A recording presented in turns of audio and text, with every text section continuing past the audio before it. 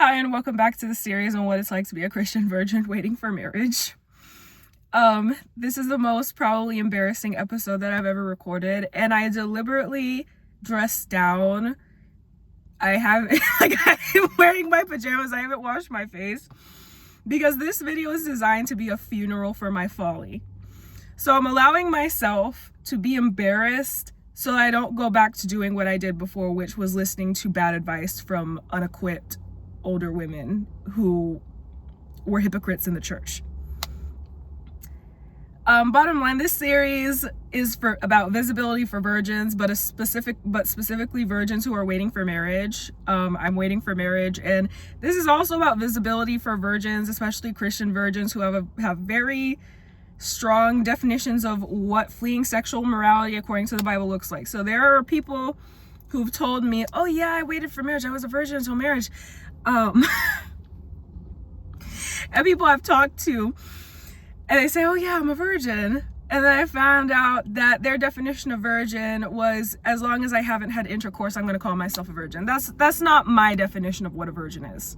If you've exposed yourself to any form of sexual act that can cause you to contract an STD, a venereal disease, I consider that a form of fornication. Honestly, biblically, that's a form of sexual immorality. If you've engaged in any physical sexual act that could get you a venereal disease and test positive, on one of those tests. I don't do that definition of virginity around here. I've never been sexually intimate anyway. I've never had intercourse. I've never engaged in any physical sexual act with anyone. I've never even had my first kiss. I'm saving all those things for marriage because this is a boundary I've set with myself.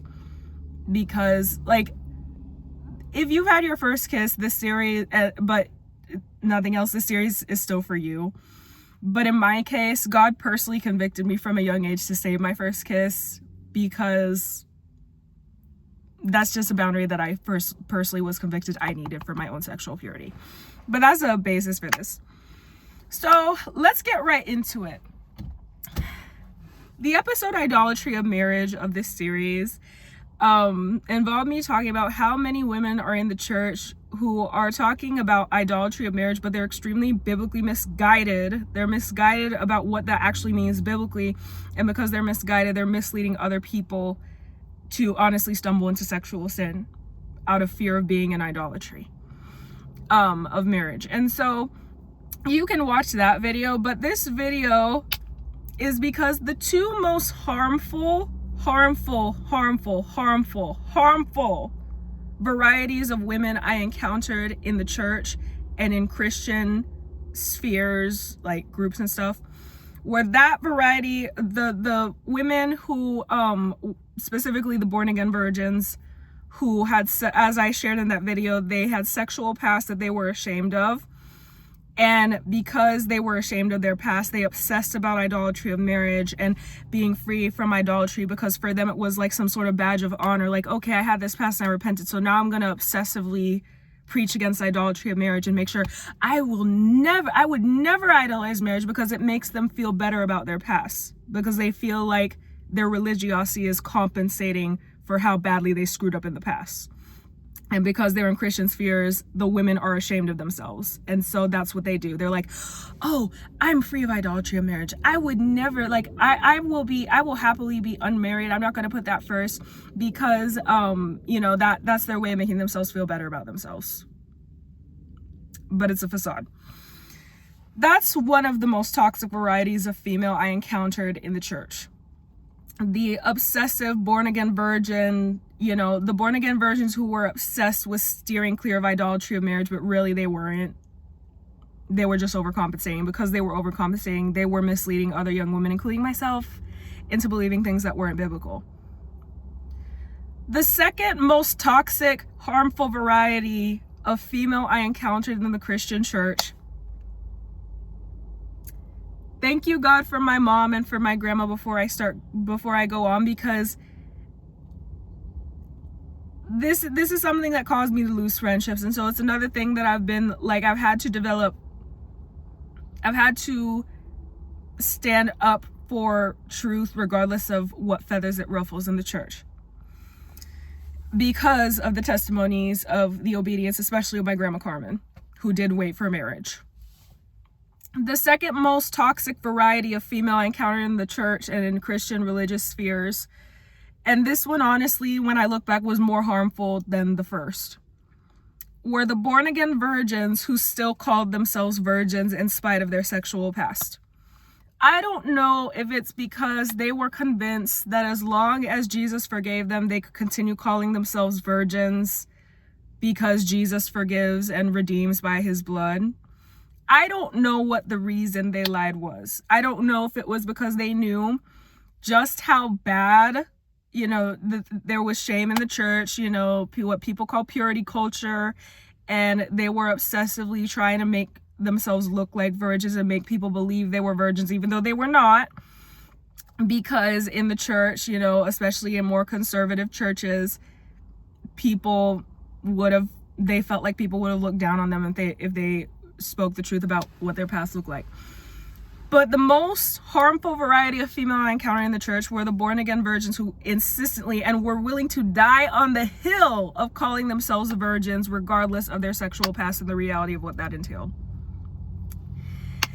Because these women were liars, they lied, okay? They would tell me to no end, yeah, I'm a virgin, yeah, I've never had this sexual experience, yeah. They would lie. But this is how I would find out and how my family would find out they were liars. And this is so embarrassing because I don't have the words. Let me just start open with a statement. Lying about your body count is a form of witchcraft. It is written in 1 Samuel 15, rebellion is as the sin of witchcraft, and it's written in Revelation chapter 2, verse 20, that Jezebel misled God's servants into sexual immorality by her teachings.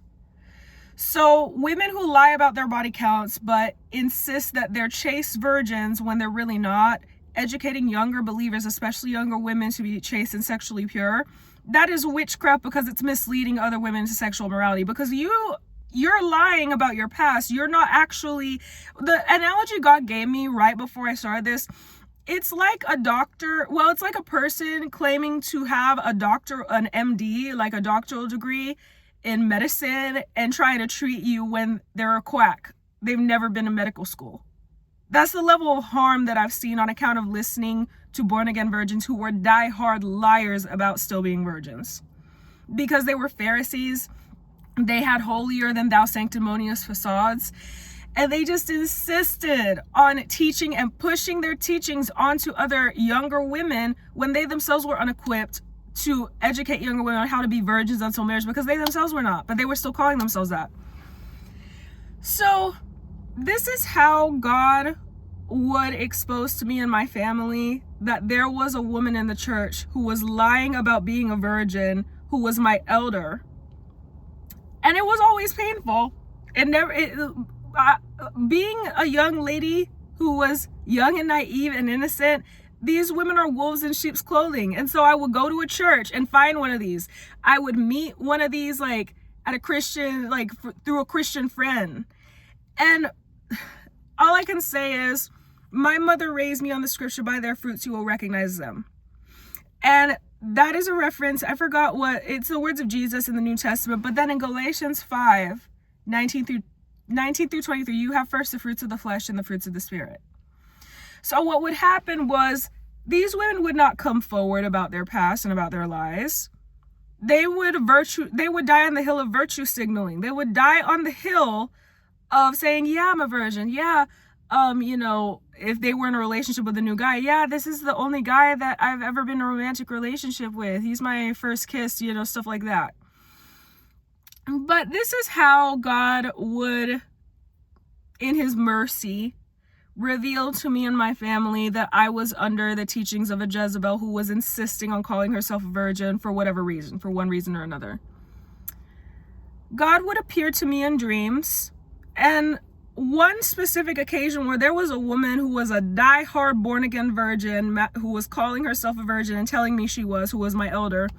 God visited my mother when we would pray together by visions.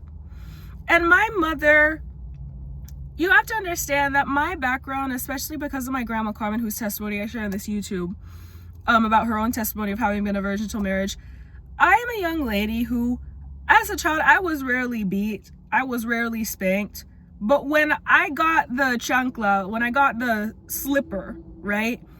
When I got hit with the shoe, because I came from a Puerto Rican mother and grandma, I lived with them growing up. When I got the chancla, when I got the cepillo, so that's the brush, when I got the brush smacked on the back of my neck, it was because they didn't want me to be a hoe. They took that very seriously and disciplined me. When I was disciplined as a young lady from my childhood, it was because you're not going to grow up to be a hoe. You're not going to grow up to be a woman for the streets. You're not going to grow up to be a promiscuous woman. That was law in my household growing up. My maternal grandparents who helped raise me valued it. Both my parents valued it, including my dad.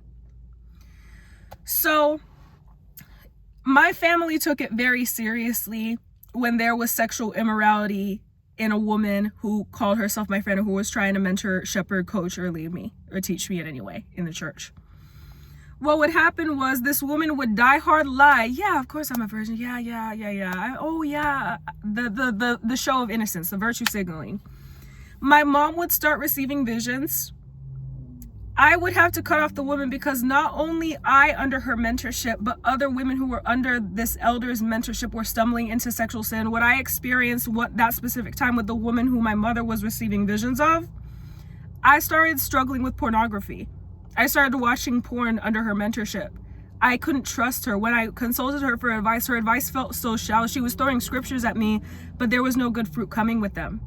And I didn't understand why. And my mother warned me, this girl is fake, she's wearing a mask. And my mother was receiving visions of her. And eventually I started receiving dreams that were warning me to stay away from her. The dreams were showing the girl in the presence of other people who didn't like at least one other person who didn't value sexual morality.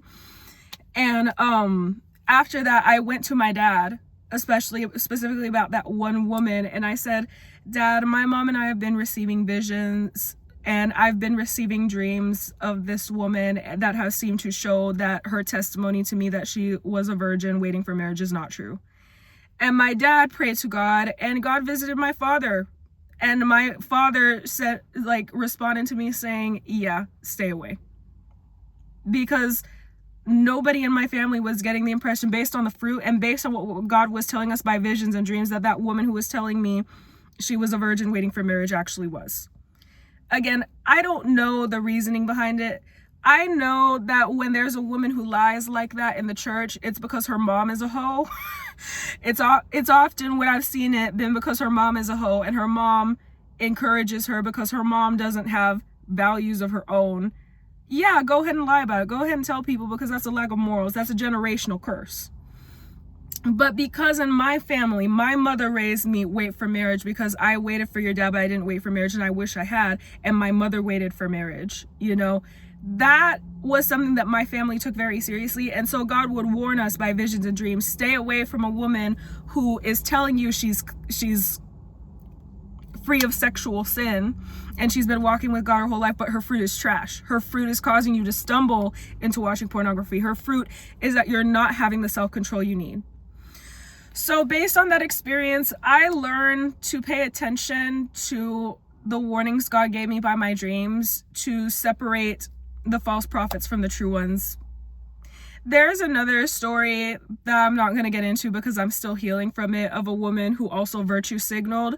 In her case, she didn't say she was waiting for marriage, but she said she valued her sexual purity. But then when she got into a relationship, I found out that they were engaging in fornication.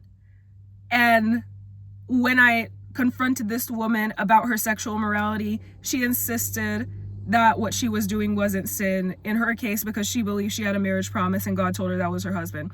This is the mindset of born again virgins in the church. When they lie, because both of those women I just mentioned, because that woman I just mentioned was a different one from the one my mother was having visions about.